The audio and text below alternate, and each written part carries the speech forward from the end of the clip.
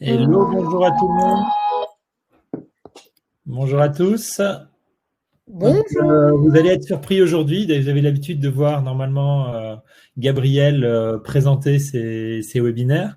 Donc, vous me voyez avec le nom de Gabriel, mais je le remplace car il est en ce moment, il s'est pris une petite semaine de vacances juste avant de confiner. Donc, on va voir comment il va revenir d'Égypte, où il est en train de regarder les petits poissons. Donc du coup, on est là ensemble avec Alice pour animer ce webinaire qu'on espère plein d'énergie, plein de fun. Donc bonjour à tous. On se laisse quelques secondes pour laisser les gens arriver et après on va se présenter plus en détail. Donc voilà, on est déjà une quarantaine de connectés, donc c'est super. Ça monte très vite, ça monte très vite. Les gens sont à l'heure dans ce premier jour de vrai confinement, de vrai reconfinement. Dans ce premier vrai jour de renouveau de télétravail. C'est ça, ouais, c'est ça. C'est hop hop hop. Ah, il y a des gens connus en plus. Ouais, ça aussi. On a le droit de faire des private jokes ou pas, Christophe? Des Euh, mauvais genres. c'est mauvais genre, mais tu peux. Salut Laetitia. Elle se reconnaîtra. C'est ça, c'est Oui, ça. parce qu'après, il y en a qui ont mis des pseudos, donc du coup, voilà. Il y a des pseudos, il y a des prénoms, il n'y a pas de pseudo. Mais je suis commerciale, moi, tu sais, j'invente un peu. D'accord. Bon, je propose qu'on commence. Là, on est déjà pas mal nombreux. Donc, du coup, aujourd'hui, un webinaire qu'on veut un peu différent. Déjà différent parce que c'est pas Gabriel qui anime. C'est un peu différent parce que c'est un webinaire où on va jouer. On va jouer au jeu des différences, à essayer de comprendre ce qui anime cette vie entre chien et chat de marketing et commerciaux et de réfléchir à l'alignement un peu de ces joyeux lurons. Et pour faire tout ça, donc j'ai proposé d'inviter Alice. Enfin, j'ai proposé à Alice de participer et elle a accepté avec grand plaisir. Alice Auclair qui est déjà une spécialiste de la vente. Je vais la laisser se présenter tout simplement avec toutes ses facettes et toutes ses activités. C'est parti. Bon, eh ben, merci beaucoup, Christophe. Bonjour à tout le monde. Alors, moi, voilà, pour me présenter, je me suis fait deux promesses à moi-même. Voilà ce que je fais. La première, c'est de ne prendre mes décisions qu'au travers du prisme du plaisir. Voilà.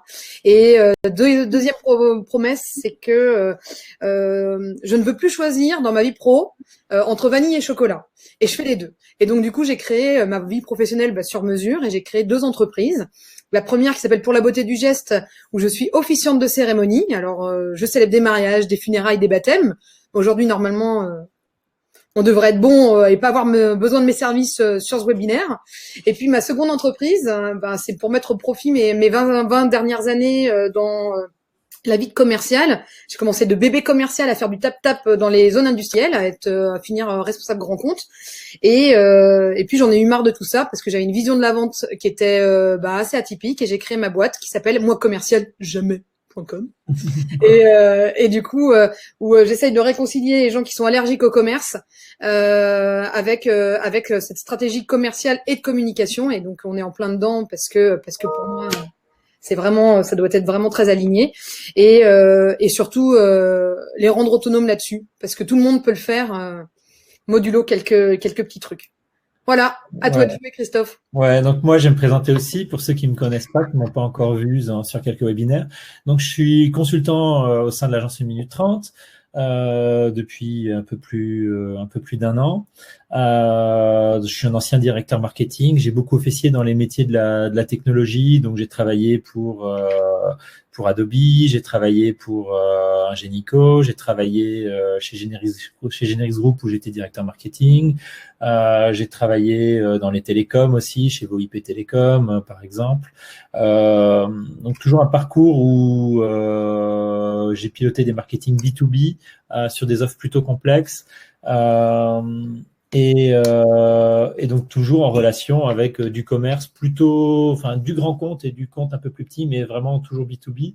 Donc d'où cette expérience qu'on va essayer de croiser entre d'un côté le marketeur et le commercial. Bon, je propose qu'on démarre, hein, les présentations faites, avec un petit jeu, et je vous invite tous aussi à participer. C'est d'essayer de comprendre en fait comment les sales voient le marketing et comment les marketeurs voient les sales, avec toutes les caricatures qu'il y a derrière ça. Bon, je vais laisser dans ce petit jeu de ping-pong Alice commencer, mais n'hésitez pas à en mettre en commentaire. Alors oui, parce que moi, j'ai voilà, quand on m'a proposé cette thématique, j'ai eu tout de suite quelque chose qui m'a brûlé les lèvres, et tout de suite, je me suis dit, ah, ok, on va pouvoir enfin parler du marketing. Donc en fait, on parle bien, Christophe, de cette équipe de mecs. On sait pas trop ce qu'ils font, et c'est les mecs qui vont te sortir ta brochure commerciale, mais 6 mois après, elle sera peut-être très jolie, mais elle sera déjà plus à jour, alors que je l'aurai dans mon escarcelle de commercial. Est-ce qu'on parle de ces mecs-là? C'est ces mecs et ces femmes, hein. Ah oui, bah oui, effectivement. Moi, j'ai le mec, tu vois, qui résume tout. Alors après, du coup, c'était vraiment déjà pour un petit tillet, parce que souvent, en fait, c'est la légende urbaine. Mais la seconde, enfin la première question qui m'est venue aussi, c'est de se dire, ok, mais par marketing, qu'est-ce qu'on entend? Parce que quand on est vraiment dans du commercial, très souvent, on va se dire, ok, c'est brochure, au mieux, ça va être carte de visite aussi. Et puis, en fait, mais qu'est-ce que vous faites au marketing en plus pour les sales? Et du coup, bah, c'est peut-être l'occasion aussi, en prérequis, de montrer la palette d'outils que vous avez dans les mains.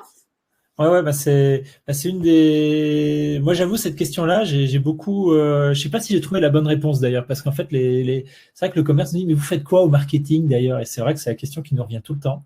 Alors déjà, on l'adore quand les gens viennent nous voir, le commercial il vient sur le bureau. Mais au fait, au marketing, vous faites quoi? Alors là, déjà, bon, en fait, on se branle la nouille toute la journée, évidemment, hein, bah ça, de toute façon, on le savait déjà.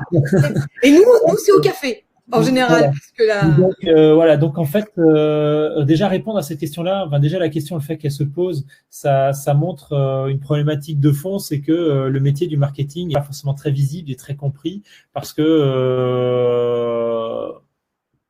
on touche déjà à beaucoup de métiers différents au sein du marketing. Où on va toucher à tout ce qui est marketing plutôt stratégique. Il y a le produit, il y a la com. On va toucher au marketing qui va être plus opérationnel, qui va être lié à la gestion de lead. Et d'ailleurs, tiens, je vois que Annie vient juste de faire le même commentaire. Il faut faire le distinguo. Et c'est pas évident de faire le distinguo parce qu'une direction marketing peut avoir à gérer plusieurs de ces aspects-là. Et en plus de ça, on se passe d'un métier du marketing où il y a 10 ans, c'était pas du tout le même métier. Donc, on a d'un côté plusieurs métiers dans le métier du marketing, et en plus de ça, les métiers ont beaucoup évolué entre-temps, et toutes les boîtes n'ont pas évolué à la même vitesse, et tous les commerciaux n'ont pas intégré le fait que le métier a évolué. Donc, qu'est-ce qu'on fait au marketing? En marketing, on essaye de faire tout ce qu'on peut pour que derrière, des clients achètent les offres. Alors, je te coupe. Dans les faits de notre métier. Ok, et là tu m'as fait une réponse de marketeur, mais ça veut dire quoi concrètement? Du coup, cite-moi des trucs vraiment où c'est tangible. Tu fais quoi? Des webinaires, c'est quoi? C'est le marketing, ça? Ouais. Les webinaires, c'est le marketing. Tout ce qui est ce qu'on appelle les assets, donc tout ce qui est documents, contenu, c'est le marketing. Tout ce qui est stratégie de mise en avant des documents, c'est-à-dire il y a le fait de créer les documents, il y a la diffusion, et tout ce qui est diffusion de tout ce qui est contenu, tout ce qui peut intéresser, c'est le marketing. Et après, derrière ça, déjà, ça occupe bien les journées. T'as aussi tout ce qui est image de l'entreprise, le message. Ça, c'est le marketing, effectivement, d'image, etc.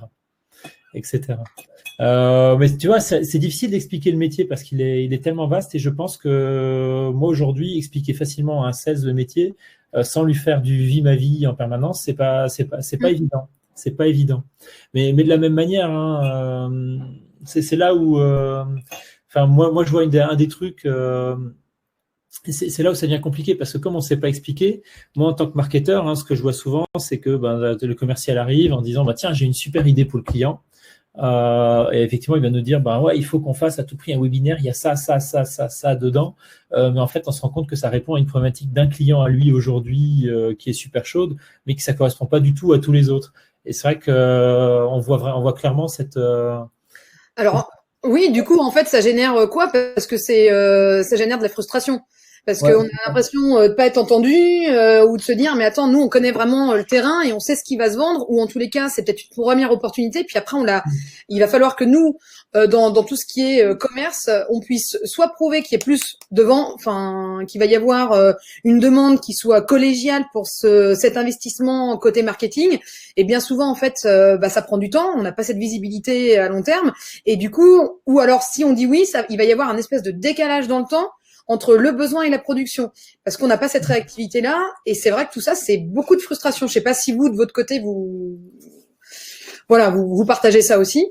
Ouais, en fait, il y a une énorme frustration dans les marketeurs. On va voir aussi, tiens, je lis en même temps un peu les questions, mais il y a une grosse frustration en fait dans le marketing, c'est qu'en gros, le commerce vient avec une demande très court terme, alors que le marketing, lui, essaie de construire des plans à moyen terme déjà parce qu'en fait construire un contenu ça prend pas 5 minutes, c'est assez long parce que entre guillemets construire un contenu il faut trouver la connaissance, la produire, la mettre en œuvre, après la diffuser, etc. Tous les cycles de relecture, on sait tous le temps que ça prend. Donc fais-moi une petite brochure, ça va vite, dans 2 semaines elle peut être prête. Oui, ça peut être prêt, mais je suis obligé de tout arrêter ce que je suis en train de faire en ce moment et qui est planifié. Et c'est pour ça on n'aime pas les côtés planifiés, parce que nous on est vraiment dans l'humain, on est dans le action-réaction, pas de blabla, pas de tralala des résultats. Nous c'est ce que notre directeur co il nous dit en plus. Ouais. C'est et c'est ça qui est assez. Moi, je trouve ça assez fascinant d'essayer c'est cette différence d'horizon de temps. C'est vraiment on doit signer. De toute façon, on le voit. Nous, les concevoir, là, on doit signer ce gars-là. Il me faut ça pour demain. Ouais, on va tout faire on se réadapte. Et je trouve que c'est une des caractéristiques du métier du marketing, c'est de se reconfigurer en permanence. Tiens, il y a et c'est là je rentre un peu dans l'image d'Épinal, c'est que le marketing est souvent vu un peu comme le bouche-trou ou le truc un peu malléable. C'est tiens, là il y a un truc on sait pas faire, il y en a besoin de ces compétences là, on sait qu'elles sont en marketing, tiens, on reconfigure le truc et on passe là-dessus. Là où le marketing de l'autre côté essaie beaucoup de travailler pour être en mode méthodique. C'est-à-dire que comme produire beaucoup, ça nécessite d'industrialiser les choses. On est dans un métier d'industrialisation, de plus en plus dans le marketing. C'est très peu compatible avec l'agilité, d'une certaine manière. Et en plus, pourtant, il faut industrialiser et rester agile. Oui, là t'es dans un espèce de monde schizo. Alors moi, je reprends, j'ai en mémoire des choses que je disais aux personnes que j'accompagnais ou aux petits jeunes, ou même à mes clients d'aujourd'hui, en disant, ok, quand vous passez 15 jours pour vous faire une belle carte de visite ou un beau flyer, vous avez l'impression d'avoir déjà commencé à faire du commerce, sauf que globalement, en gros, vous vous mentez à vous-même, parce que vous êtes ok, certes, dans votre image, et il faut savoir la travailler parce que c'est important, mais on n'est pas dans l'action. Or, d'avoir une carte de visite, même si elle est telle qu'elle est, c'est pas ça qui va vous faire avoir des clients, et même une brochure. Et en fait, en vrai, on va être dans un savoir-être et dans le marketing de soi aussi, dans le commercial. C'est-à-dire que si on a le savoir-être et les mots qui sont importants à faire transmettre. Et alors, moi, mon credo, c'est de vendre sans vendre. C'est-à-dire qu'on va avoir cette technique commerciale de questionnement, d'écoute très très forte, alliée à ces termes très importants qui auront peut-être été travaillés côté marketing avant et qui auront été transmis aux équipes. Là, on sera dans un truc vraiment hyper aligné. Par contre, c'est clair que moi, d'avoir une belle brochure où je me souviens, on dépensait du fric. Parce que c'est ça aussi dans l'image d'Épinal, parce qu'on est dans les caricatures, c'était le service qui me pompe du fric, là où moi j'ai besoin, par exemple, des cadeaux d'entreprise sur la fin d'année, on me disait non, mais par contre on faisait des brochures hyper chères, et puis où il y avait une coquille dedans, où il y avait des trucs comme ça, et du coup tu te dis mais attends, c'est pas possible. Et c'est vrai que les brochures, moi ça m'a jamais fait vendre, ou d'avoir les trucs sur les clés USB. Par contre, et là j'ai modulé mon propos aussi un peu exprès, c'est que quand je suis partie, si j'ai laissé une bonne impression aux prospects que j'ai rencontrés, là j'ai besoin que derrière le marketing il soit clean et carré, parce que qu'est-ce qu'on va faire, enfin qu'est-ce que la personne va faire si elle ne me connaissait pas forcément déjà, elle va aller sur internet obligatoirement, taper le nom de mon entreprise, voire même mon nom, et donc là clairement ça a intérêt à derrière être un peu chiadé, et que le site web ça soit pas un truc à la papille. J'ai besoin que derrière, le marketing majoritairement maintenant digital en tous les cas puisse appuyer ma proposition de valeur ou mes dires avec quelque chose qui est hyper léché et hyper clean là-dessus. J'en profite pour prendre un peu les commentaires. Donc, marketing opérationnel et marketing stratégique vont faire le distinguo. On est d'accord. Hein. C'est une des difficultés aussi parce que quand on fait du marketing stratégique, déjà on n'en fait pas toute l'année. Hein. On en fait quand on prépare les plans, quand on est sur des lancements, ce genre de choses. Mais c'est une partie des équipes est similaire. Une partie, ça peut être aussi des services complètement différenciés suivant la taille de la structure. Tiens, celle-là, je l'aime bien. Les marketing génèrent des leads pour les commerciaux. Conçoit les produits et services, communique sur les produits et services. Alors, le marketing génère des leads pour les commerciaux. Ça, c'est un truc que j'adore parce que dans les images d'Épinal du marketing et de ce que moi j'ai souffert aussi par le passé, c'est je produis des leads, mais effectivement parce que j'ai mis en place un bon marketing automation, j'ai un site web qui génère du lead et je fais tiens, toi le commerce, voilà, je t'ai envoyé 400 leads ce mois-ci, qu'est-ce que tu en as fait?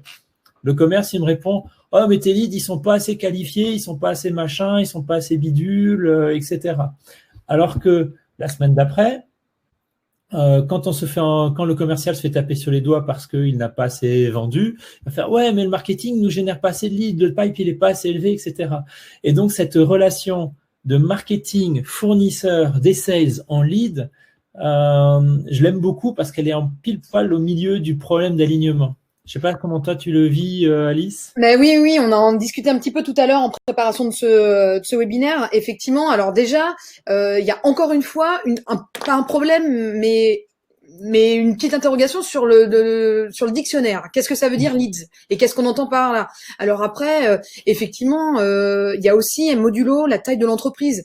Quand on est une grosse boîte et qu'on peut avoir toute une politique de gestion de leads, ok. Maintenant, si on est une PME, parfois en fait cette gestion-là, elle est peut-être automatisée par la direction commerciale, par le côté là, je pense à un gros faiseur Salesforce. Tout le monde n'a pas forcément les mêmes droits. Où on va pas laisser rentrer le marketing selon les entreprises dans le cœur du commercial qui s'appelle la base prospect. Maintenant, en effet,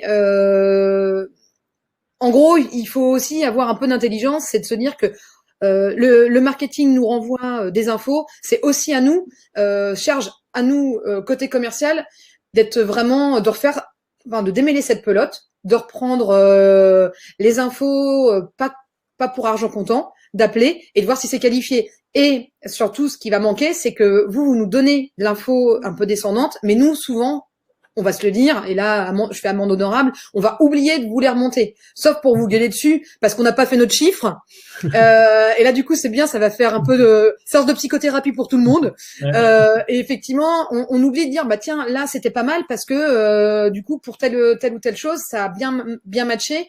Parce que c'est important que vous ayez aussi le feedback des commerciaux, et ça, bien souvent, honnêtement, j'ai rarement eu des moments où je faisais remonter des infos comme ça de manière concrète. Je sais pas si toi, ça t'arrive très souvent, ça t'est arrivé très souvent. Ouais, mais en fait, sur le sujet, pour donner un peu une visibilité des choses que moi j'ai mis en place pour répondre à ces problématiques-là, déjà, le premier constat, c'est que quand on envoyait des leads en masse au commerce, il y a un gros problème, c'est que en faisant ça, on donne en gros trop de travail à des commerciaux qui doivent aussi faire du chiffre. Envoyer du bois pour certains. C'est des choses pas assez qualifiées. Donc, mon premier constat, c'est que j'avais besoin d'une strate intermédiaire qui faisait de la qualification. Donc, ce que nous, on a appelé à l'époque du BizDev ou des BDR, BizDev représentative. Dans d'autres boîtes, on appelle ça télémarketing, on peut l'appeler comme on veut. Et donc, moi, j'ai répondu à la problématique, c'est à cette question-là, dans le sens, mettons une structure intermédiaire qui va prendre le temps d'appeler, dont les gens, leur job est à 100% de qualifier des leads. parce que au commerce, quand on est en train de signer avec un très grand compte, on n'a pas le temps d'aller appeler les 400 leads qui ont participé à un webinaire. Là, on a une vraie problématique. Donc ça, c'est le premier élément de réponse. Le deuxième élément de réponse, effectivement, c'est que même en mettant cette structure-là en place, après cette structure, est-ce qu'on la met au marketing, au sales? Tiens, ça c'est une vraie question. On est en plein dedans. Et en fait, dans les faits, j'allais répondre entre guillemets, on s'en moque un peu. C'est pas très important de savoir où elle est. L'essentiel, c'est qu'elle existe et qu'elle soit, que chacun sache ce qu'il doit faire. Par contre, moi, de l'avoir intégré dans une structure marketing, ça m'a mis les pieds à l'étrier. Tiens, moi, en tant que marketeur, si je commence à devoir être très redevable des sales sur ce que je leur fournis, et en plus, j'ai la mesure de ce que je leur fournis, je sais ce qu'il y a derrière, je commence à connaître les comptes qui sont derrière ça, je rentre dans un autre mindset. Je suis plus là pour balancer des leads que j'ai sortis de ma machine un peu de manière automatique. Je suis là pour donner des choses qui sont importantes et je m'intéresse aux clients individuels. Je suis plus en train de gérer de la masse, je gère de l'individuel. Donc ça, c'est très différent en termes de mindset et pour moi, ça a totalement sa place dans le marketing.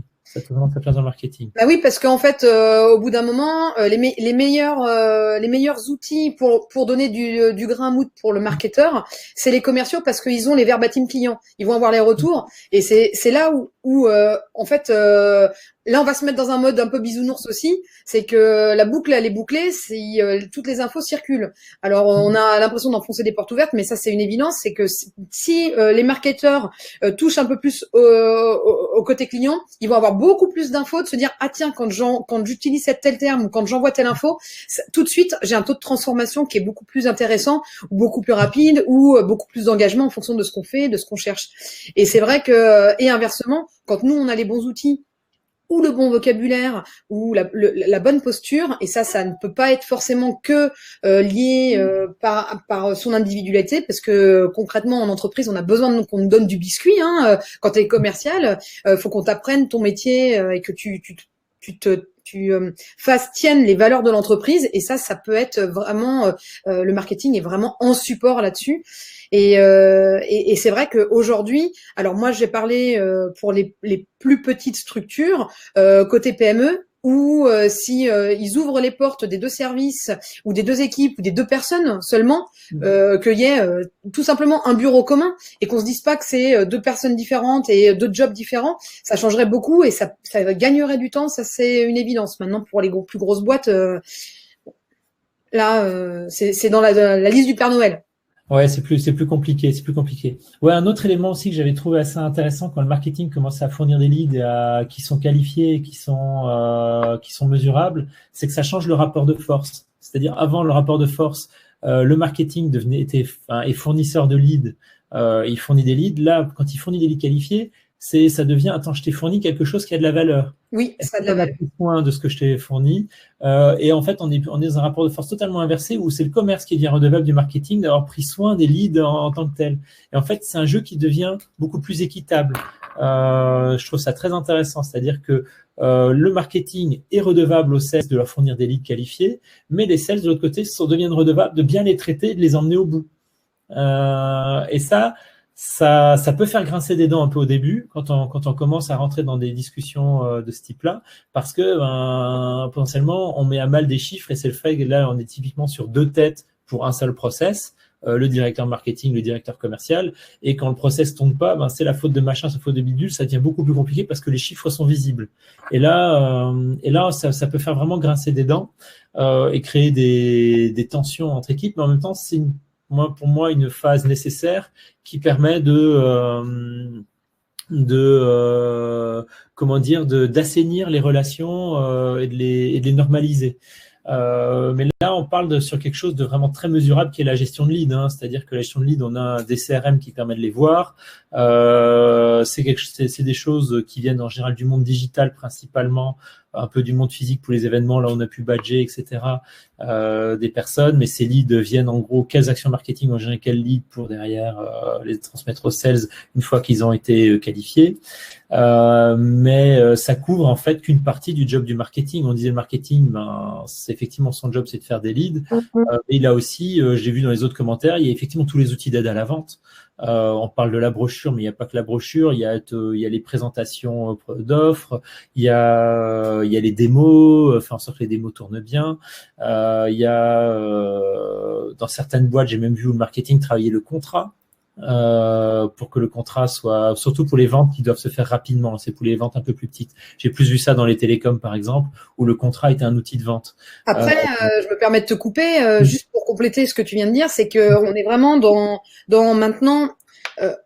De plus en plus, les entreprises comprennent qu'on ne vend plus un produit ou un service, mais on vend une expérience. Et c'est là où, en fait, alors je vois là avec le marketing qui allie sales et le marketing, et effectivement, au travers de ce côté expérience client, maintenant, alors c'est peut-être fait de manière inconsciente ou intuitive, je sais pas, mais d'aligner du premier bonjour ou du premier contact jusqu'à la finalisation de la vente, tout ce côté négo, contrat, d'être homogène, et en fait, ça rend très très agréable cette relation qui s'établit, et donc du coup, on ne vend plus, on entre en relation. Et là, concrètement, pour moi, c'est vraiment un peu la symbiose du marketing et de la vente. Et du coup, ça une belle expérience client qui est propre. Ça permet vraiment aussi de fidéliser derrière le client, de damer le pion aussi à certains concurrents. Ça permet de se différencier et là pour le coup, on n'oppose pas marketing et vente parce que ça fait partie de l'esprit et ça c'est vraiment canon quand on vend ça. Ouais, je suis complètement d'accord. Je suis toujours en train de lire les commentaires en même temps, donc je suis un peu bicéphale là. Oui, vas-y. Là. Eh ben, je vais rajouter juste quelque chose le temps que tu regardes les commentaires parce que, alors, je vous l'ai un peu dit en présentation, moi, je mets vraiment le plaisir partout dès que je peux parce que je me suis rendu compte que quand on faisait ce qu'on aimait et notamment dans la relation commerciale, c'est-à-dire que quand on oublie juste le dernier mot mais qu'on est en relation avec la personne, avec les bons outils ou de manière en fait détendue, ça permet de passer un bon moment. Et ben ça c'est bête, mais ça pour moi c'est le marketing de la personne. Encore une fois.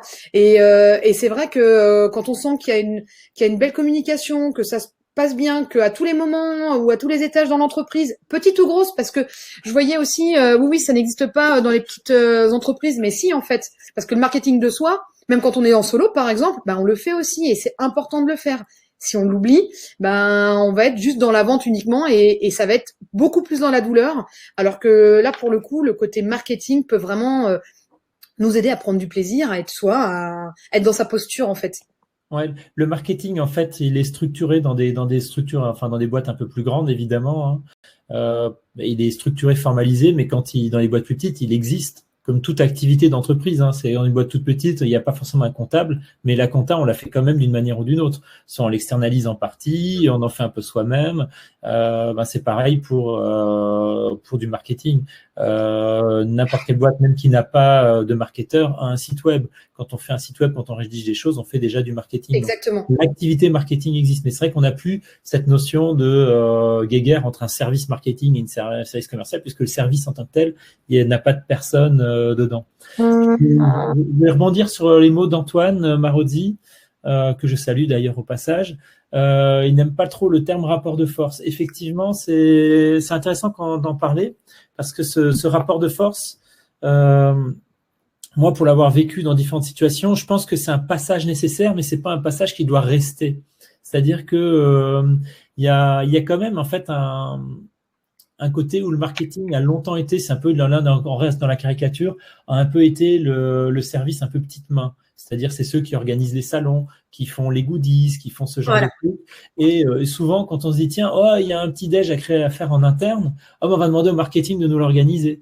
Pourquoi au marketing doit s'occuper de gérer les clients, les leads, etc. Pourquoi c'est le marketing qui va faire le petit déj en interne? Et ça, c'est des choses qu'on voit encore dans beaucoup d'entreprises. Je l'ai encore, c'est un classique. Et donc, du coup, ce rapport de force, pour moi, il est nécessaire pour que le marketing puisse prendre sa place. Et une fois que sa place est prise, le rapport de force n'est plus nécessaire. Mais il devient un peu nécessaire parce que ça peut se faire de plein de manières. Mais à un moment, en gros, pour exister, quand on commence à exister là où on n'existait pas, en fait, sa place, il faut aller la chercher, il faut aller la prendre. Dans beaucoup d'entreprises, c'est pas forcément nécessaire partout. Ça va dépendre de plein d'aspects de l'entreprise en question.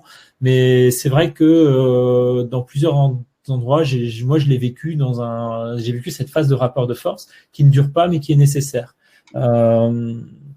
Et elle est pas malsaine, hein, le rapport de force, c'est pas forcément montrer qui est le plus costaud, c'est simplement de se redire, tiens, on est redevable l'un de l'autre. C'est le jeu de la redevabilité qui rentre en compte à cet endroit-là. Je me suis permise, pendant que tu parlais, un peu de faire, parce que j'aime bien jouer, j'ai trouvé comment on faisait les questionnaires. Mais justement, je crois qu'on est tous quasiment d'accord pour se dire que c'est quand même plus agréable et du coup on enlève. Je voyais le mot symbiose et effectivement moi j'aime bien. En fait, on est tellement plus performant quand on est en symbiose là-dessus et tout le monde est aligné avec ce qu'il aime aussi parce que quand t'es commercial, c'est que t'aimes entrer en relation. Quand t'es marketeur, c'est que quelque part t'aimes bien avoir du retour sur ton travail, mais c'est un commercial un peu plus caché en fait, le marketeur finalement. C'est un commercial qui s'ignore. Alors alors on va lui dire ça et après il va décéder en disant mais surtout ne m'insulte pas en me traitant de commercial. Mais au final c'est ça. Et nous on est les meilleurs clients du marketing en termes de commercial. Et souvent je compare ça à la restauration. Quand tu vas dans un 3 étoiles et que si le chef il s'est déchiré, donc c'est le marketeur, il s'est déchiré à nous faire un super truc et que le serveur en salle il balance l'assiette à la parisienne, ben clairement l'expérience client elle sera pas la même. Et ben c'est exactement, enfin pour moi c'est cette image-là de nos deux travails en fait. Et c'est vrai que je me suis permise de mettre une petite question là-dessus sur ok on est tous d'accord, mais est-ce qu'on l'a déjà vécu dans nos vraies vies d'avant cet alignement, ou alors est-ce qu'on est toujours dans un truc finalement qui a 15-20 ans d'ancienneté et que même si on est dans des startups, même si on est dans des entreprises qui se réinventent, on est quand même dans ce cloisonnement toujours, en fait. Et du coup, je suis étonnée parce que, a priori, il y a quand même pas mal de gens qui l'ont vécu, quoi. C'est cool. Finalement, on est peut-être un peu pessimiste, en fait. Ouais, peut-être. Hein, ouais. Ce que je propose, c'est que pour enchaîner, on s'est amusé un peu en préparation de ce petit webinaire de lister en fait les éléments qui rendent l'alignement difficile. Donc, je propose, c'est qu'on les partage, on vous les partage et que derrière, on réagisse un peu dessus, on les illustre par ailleurs. Donc, moi, le premier élément d'alignement, enfin, qui rend l'alignement difficile, c'est la différence d'horizon de temps. On en a déjà parlé. Le commercial doit rendre des résultats court terme. Le marketing est un peu moins stressé. Faut se le dire clairement, hein, un peu moins stressé par l'horloge des objectifs. Et là, plutôt un horizon de temps moyen terme, voire long terme. Quand on fait du marketing produit ou du marketing stratégique, on est dans le long terme. Quand on fait du marketing opérationnel, on va plutôt être dans le moyen terme. Mais on va quand même créer des machines qui vont être de plus en plus opérantes sur le long terme. Donc celui-là, on l'a plutôt bien illustré.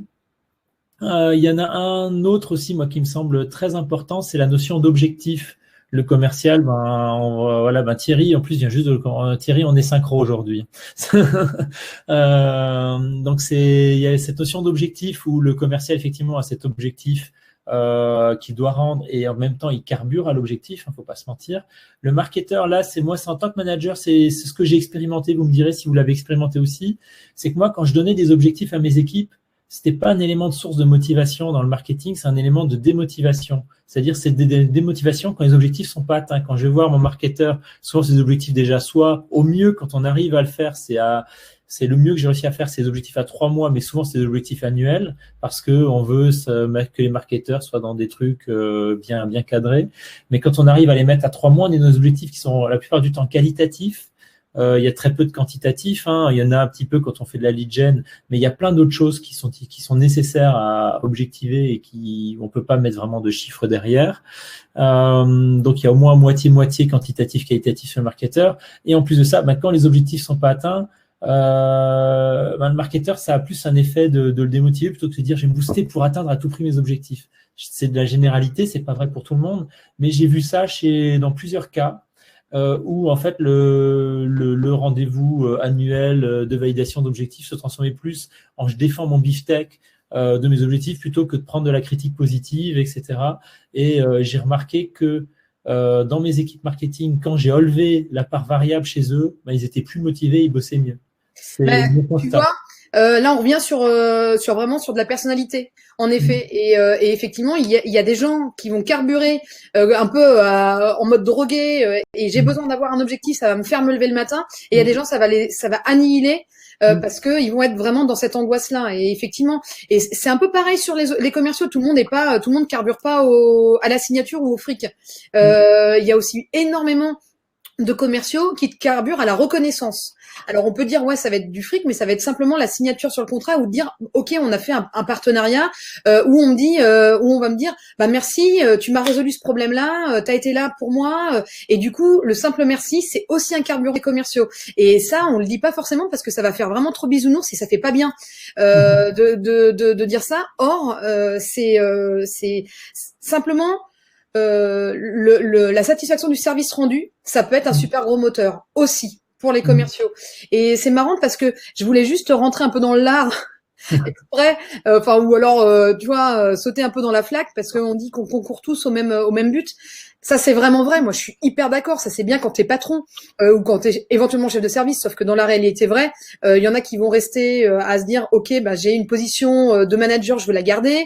Donc qu'est-ce que je peux faire? Et ben c'est peut-être faire voilà, c'est faire que mes équipes de commerciaux atteignent plus leurs chiffres, mais c'est peut-être pas forcément dire bah ça va être plus cool pour l'entreprise. Et en vrai, faut être vraiment très honnête. Les gens qui sont tous les matins, qui vont se lever en se disant je vais être sympa avec le marketeur qui m'a fait une bouse sur ma brochure ou je vais être sympa avec le commercial qui vient me dire putain tes leads c'est de la merde, globalement on se dit pas on se lève le matin pour le bien commun de l'entreprise.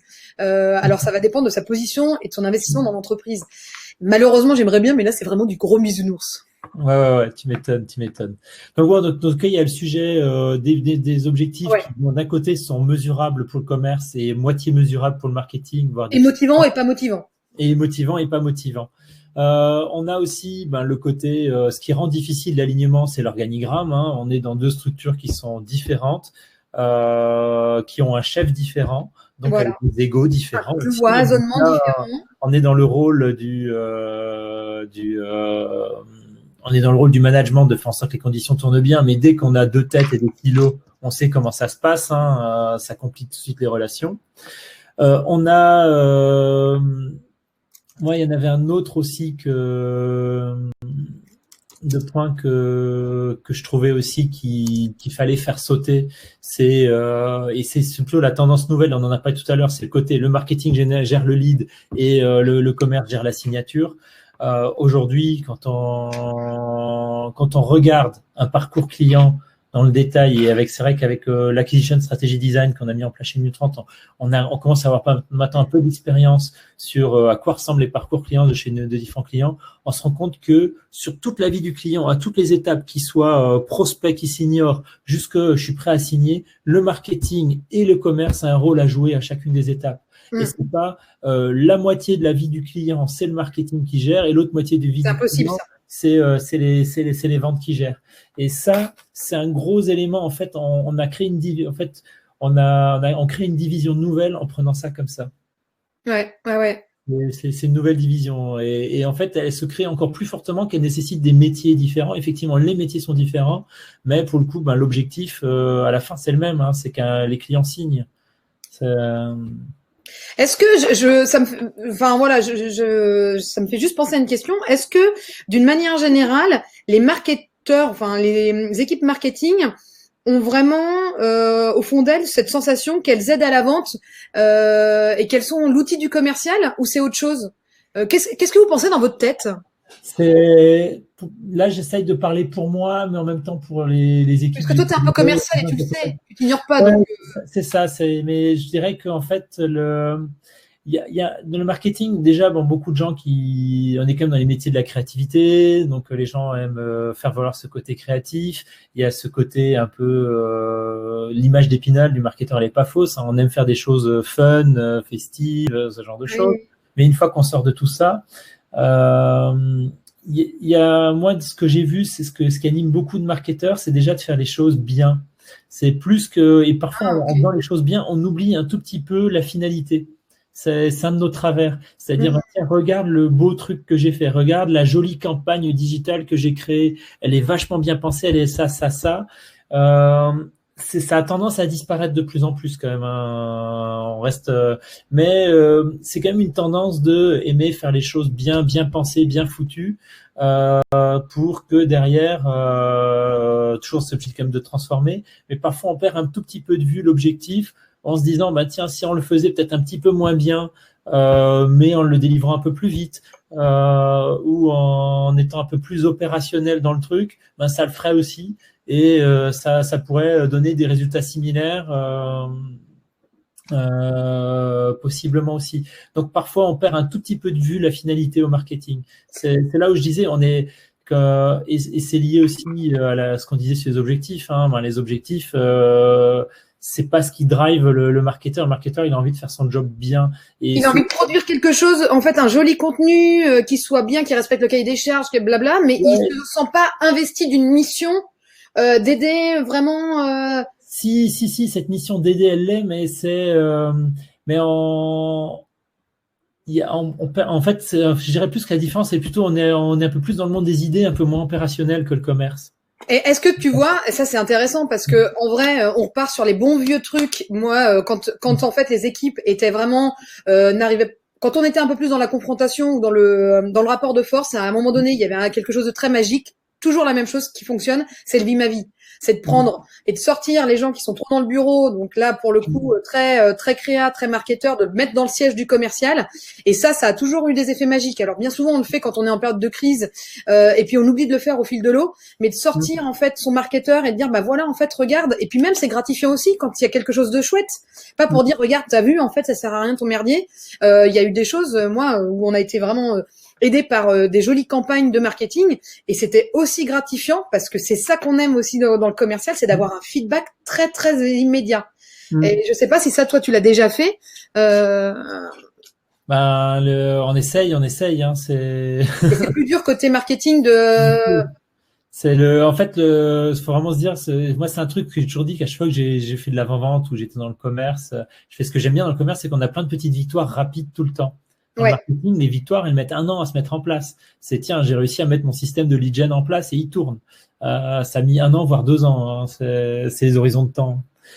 Je propose, il nous reste 20 minutes, c'est qu'on passe un petit peu sur les leviers pour aligner les sales et le marketing. C'est par quoi commencer si on cherche un peu à les aligner et sortir un peu de ce constat.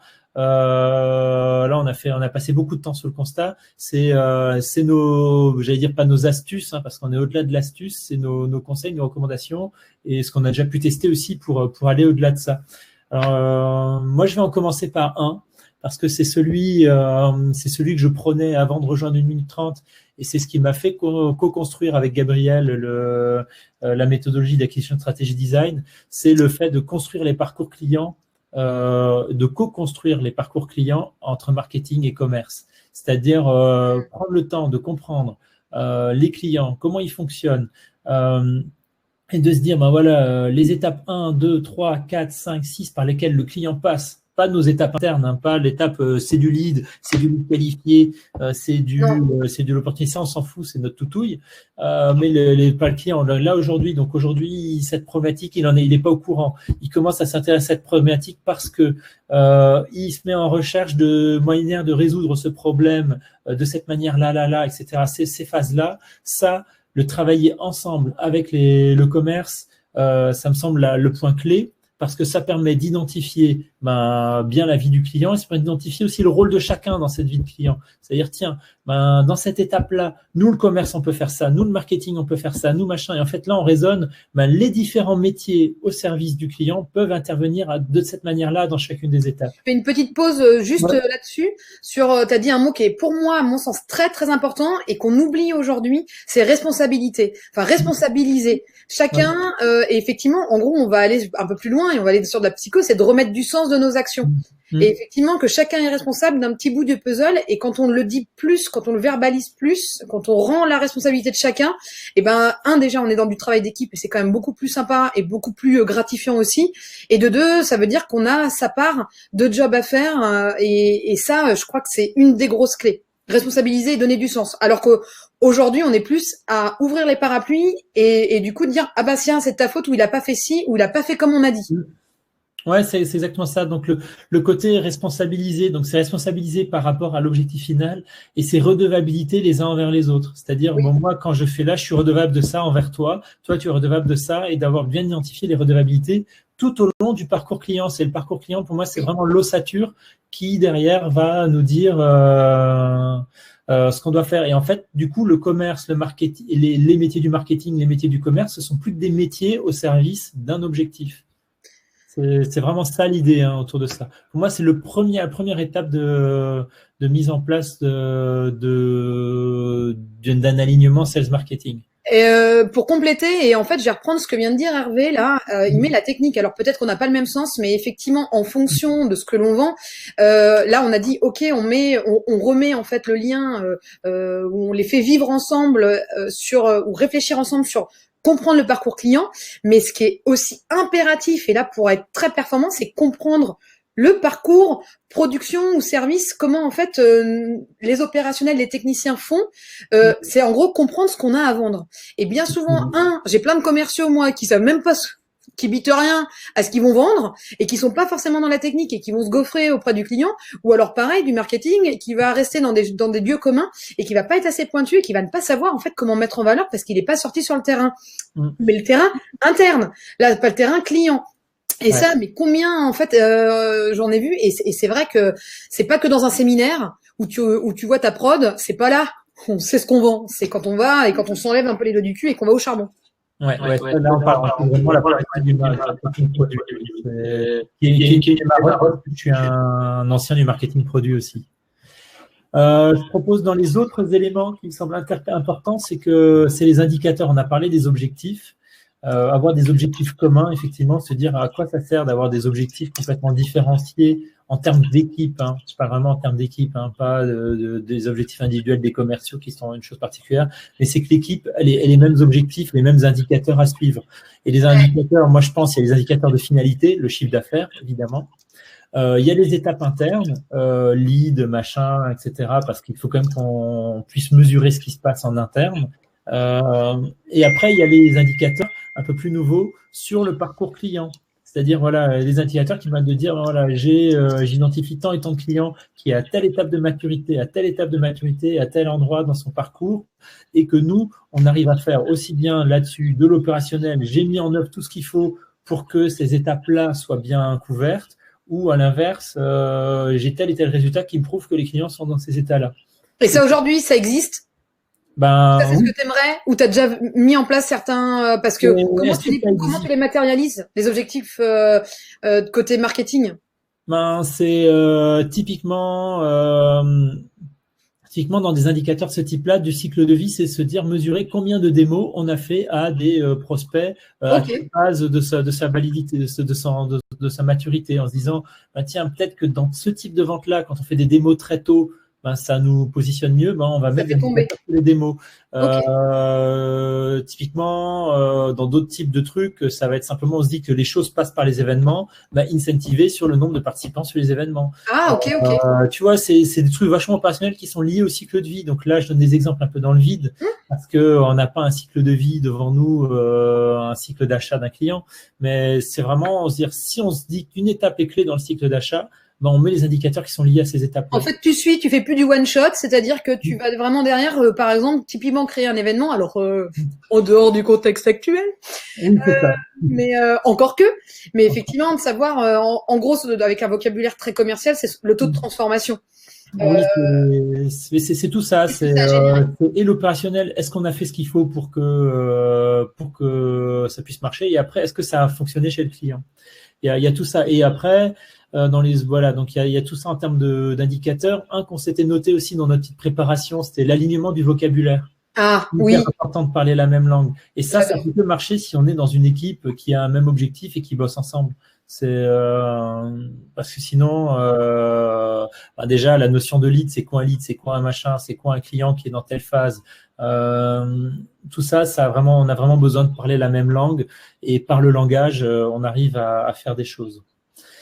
Dans les autres éléments qui me semblent importants, que j'avais notés, je prends mes petites notes, pour les organisations qui sont orientées grands comptes. Ça, il y a des choses hyper intéressantes autour de l'account-based marketing.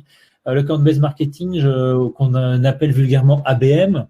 Ça consiste en quoi? C'est de se dire, quand les commerciaux sont sectorisés, en fait, en gros, ils travaillent par compte. C'est-à-dire, un tel commercial a 20 comptes, l'autre en a 50, l'autre en a 10, etc. Pourquoi le marketing, lui, travaille pas sur du compte dédié aussi? Moi, j'ai vu cette hérésie fonctionner où, en gros, les commerciaux avaient des comptes attribués et le marketing, en fait, il s'occupait de tous les autres. Et il s'occupait que du newbies. Mais pourquoi le marketing n'est pas aussi au service des comptes attribués qu'on connaît? Par exemple, explorer un Vuitton, on sait qu'il y a un nombre de sociétés pas possibles au sein d'un compte comme Vuitton, et ça c'est vrai pour toutes les grosses boîtes. Faire un marketing dédié pour un compte, prendre un compte comme un segment, c'est aussi des choses qui peuvent être mises en place. Et là, on est vraiment dans de l'alignement aussi. Et ça c'est aussi un outil d'alignement qui peut être très sympathique quand on officie dans du grand compte ou dans du compte nommé, en tout cas. Après, en fait, ce qui peut, alors c'est pas pour faire une difficulté, c'est pour faire ouvrir un questionnement. C'est que tu disais un petit peu tout à l'heure que le marketing essayait au maximum d'industrialiser pour pouvoir très certainement, baisser les coûts, être plus opérationnel ou plus rapide. Et c'est vrai que là, ça veut dire aussi revoir, d'avoir une base marketing ou des outils, un socle, et puis être en capacité d'avoir finalement des mini équipes ou des micro équipes qui vont peut-être pas produire le même contenu en fonction du client. Et ça, c'est hyper intéressant parce que c'est très créatif, donc ça peut peut-être plaire beaucoup au côté marketing et les rendre en fait effectivement rendre réactif le marketing. Et ça, est-ce que c'est possible? Ça serait vraiment très canon, quoi. Oui, c'est ce que j'appelle industrialiser l'agilité. Ou dit autrement, c'est devenir agile tout simplement. Oui. Tout comme moi qui viens du monde du software, on développait avant dans des cycles en V où un développement mettait 2 ans à sortir. Aujourd'hui, maintenant, on livre des nouvelles, dans mon jargon, des nouvelles releases, des nouvelles versions toutes les 3 semaines. C'est pareil en marketing, on doit être capable aujourd'hui de travailler en mode agile. Et tout en restant dans l'industrialisation. L'industrialisation, ça veut dire quand je produis des choses, je sais exactement où est-ce que ça va toucher dans le cycle de vie client, je sais pourquoi je le fais, je sais dans quelle stratégie je rentre, je sais où est-ce que ça va toucher et je suis capable de le produire rapidement sans réinventer la roue à chaque fois en me disant tiens, quel rédacteur je vais prendre ou tiens, ce truc-là, je vais le verticaliser. Donc, j'ai une partie du contenu qui est commune, je sais laquelle partie est commune et je sais ce que je vais rajouter en plus par-dessus pour que ça touche le vertical. C'est des exemples. Après, effectivement, du coup, on arrive sur quelque chose qui est une façon en fait de consommer ou de vendre, c'est que le client il a envie d'être unique. C'est pas nouveau, mais c'est encore plus fort de nos jours, de se dire que en gros ils ont fait des choses pour moi ou c'est que pour moi. Et ça, tu ne peux le faire vraiment que aider d'un bon marketing. Et c'est vrai, de la personnalisation ou des choses qu'on ne fait que pour, ou même une façon de communiquer, ça c'est vraiment carrément top, quoi. Ouais. Donc dans les questions taille d'entreprise plus 500 employés ou taille de la société par rapport à c'est quoi du grand compte? C'est ça, qu'est-ce qu'on considère comme grand compte? Ça va dépendre de l'entreprise. Pour moi, c'est de la grosse PME déjà, ou voire de l'ETI. En fait, quand on prend il y a certaines entreprises qui quand ils font que du grand compte, en général, ils vont tabler sur le top 1000 des entreprises françaises. Donc le top 1000, on touche déjà à de l'ETI potentiellement. Certains, ça va être le top 3000. Qui va être un peu sectorisé parce qu'on sait que certains secteurs vont être plus difficiles à atteindre que d'autres. Mais souvent, moi, ce que je vois, le truc un peu standard que je vois dans le grand compte, c'est l'entreprise a nommé 400 comptes. 400, 500 comptes qui ont été nommés, qui vont du très, très grand compte à de la grosse PME. Mais c'est 500 qui ont été nommés et partagés sur une équipe commerciale. Voilà, c'est ça qu'on entend par grand compte. Je regarde s'il n'y a pas d'autres questions que j'ai loupées. Après, moi, je vais compléter le temps que tu fasses. Pour moi aussi, grand compte, c'est une façon d'être et une façon de travailler le client. C'est une temporalité qui est différente dans le commerce. Tout comme, en fait, je crois que c'était Géraldine qui disait attention parce qu'on a un peu mélangé tout. On a fait vraiment du boubou-boulga sur le marketing. On a mélangé du direct, on a mélangé... Enfin, voilà, donc bon, on sait faire le tri là. Mais pareil, dans le commerce, il y a beaucoup il y a des fois que de la chasse, il y a de l'élevage et il y a ce côté grand compte où la temporalité n'est pas du tout la même. On va prendre le temps d'établir une relation vraiment, et du coup les objectifs ne sont pas les mêmes aussi. On va pas demander et compter 500 600 visites à l'année ou 20 calls de prospection par semaine, enfin peu importe. Et travailler comme du grand compte, parfois tu peux en avoir que 10 vraiment très identifiés, enfin ou même une poignée, mais tu sais que derrière, si ça fait banco, si ça fait jackpot, ça va aller très vite. Ouais. Mais tu te donnes le temps et les moyens de le travailler comme ça. J'avais un directeur commercial avec qui je bossais qui disait, il parlait de la chasse aux mammouths et les mammouths, comment on les avale en les mangeant par petits morceaux. Et donc, c'est de la chasse qui est très longue. Voilà. Et tout le monde n'aime pas ça. Hein. Moi, la semaine dernière, je formais des commerciaux là-dessus où ils disaient, moi, en fait, c'est trop long, c'est trop frustrant. Parce que ça peut être très frustrant. Et donc, pareil aussi, c'est pas le même marketing. C'est pas les mêmes moyens, c'est pas les mêmes outils, c'est pas les mêmes types d'incentives aussi. Ouais. Juste, il nous reste 5 minutes en tant que tel sur le temps officiel. Après, on peut peut-être déborder un petit peu pour ceux qui veulent, mais je veux au moins qu'on puisse clôturer une partie. Il y avait un élément aussi que j'ai pas dit, qui me semble très important, c'est que aujourd'hui, de beaucoup d'entreprises, on est encore en train de construire le marketing digital. On est en train de le faire monter en maturité, etc. Moi, aujourd'hui, je pense que ce combat-là, il est presque derrière-garde. Et c'est de se dire qu'aujourd'hui, on n'est plus. Le but, c'est plus de construire le marketing digital, c'est de construire l'acquisition digitale. Et l'acquisition digitale, ça englobe le marketing et les ventes. C'est-à-dire que simplement se dire, on va faire monter le marketing en compétences, en maturité, etc. C'est pas le marketing qui monte en maturité tout seul, c'est tout le process d'acquisition qui monte en maturité. Et donc, se dire, ben voilà, moi je veux faire du marketing digital, j'ai nommé ce directeur marketing pour du marketing digital. C'est presque le mauvais combat. C'est maintenant comment est-ce qu'on va faire de l'acquisition digitale. Et ça inclut toute la chaîne de A à Z. Et c'est vrai que se dire, je démarre mon projet comme ça, avec ça en tête. Rien que ça, c'est gratuit. C'est gratuit, mais ça change tout. Et ça change tout. C'est pas le même état d'esprit. Voilà, donc je voulais finir sur cette note-là, ce qu'on avait prévu dans la présentation, même si on est parti dans tous les sens, hein, comme pas prévu. Comme prévu. Voilà. Comme prévu que ça allait partir en cacahuète. Hein. Voilà, mais par contre, on peut se prendre encore du temps là maintenant pour répondre à vos questions. Ouais. Et on peut déborder sur les questions. Nous, on a quelques minutes de plus derrière pour ceux qui veulent encore un peu rester. Voilà, donc qu'est-ce qu'on a comme question? Quel serait votre objectif type grand compte? Je demandais à Damien de préciser ce qu'il voulait parce que ça peut être multiple, un objectif type grand compte pour qu'on y réponde.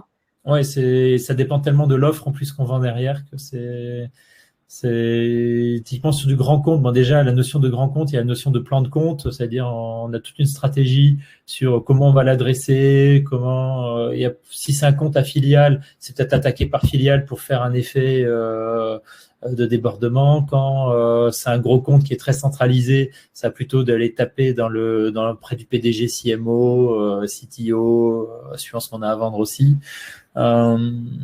Ça, c'est très très différent suivant le type de compte et suivant ce qu'on a à vendre. En fait, c'est très sur mesure.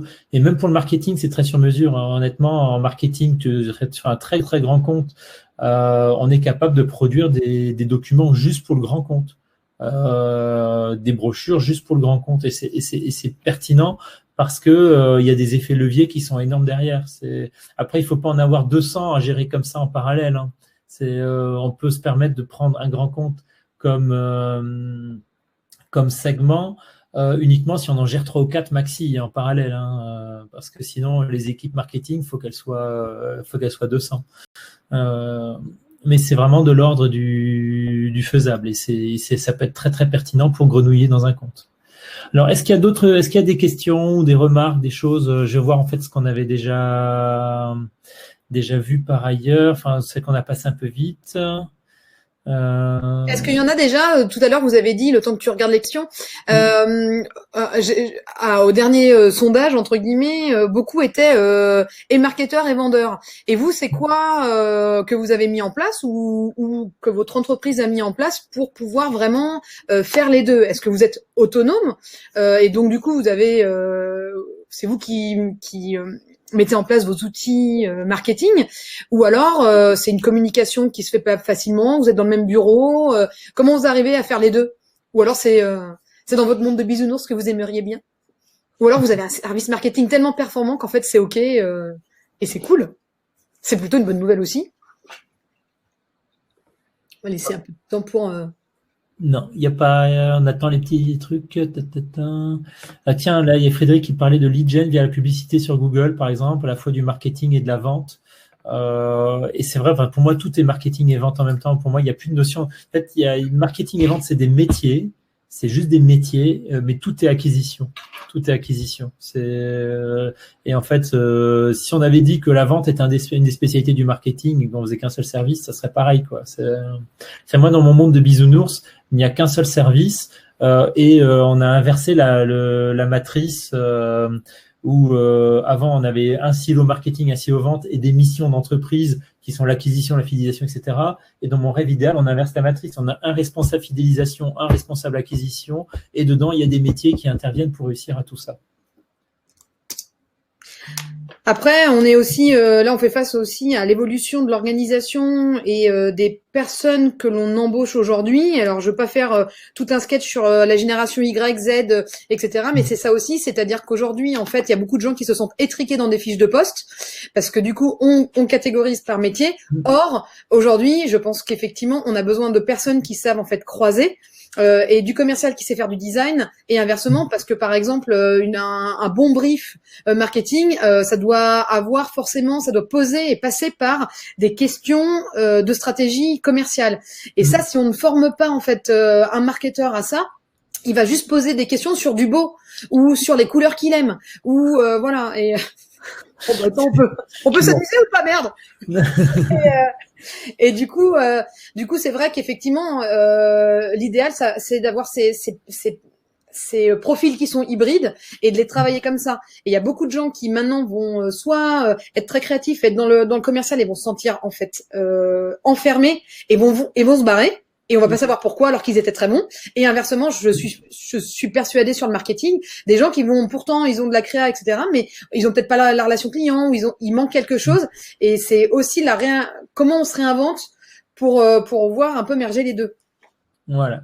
Je suis complètement d'accord. Tiens, il y a Géraldine qui nous dit je pense que elle nous décrit quelle est son activité. Donc, des doubles casquettes marketing et vente, accompagner les commerciaux sur le terrain pour mettre en place des stratégies marketing personnalisées par client, par segment. Ouais, c'est exactement ça. C'est ça. En fait, l'idée, c'est que toute la partie liée à l'acquisition travaille ensemble. Après, on peut en sortir potentiellement le marketing stratégique. Je pense beaucoup il y a le marketing stratégique qui va être plutôt lié.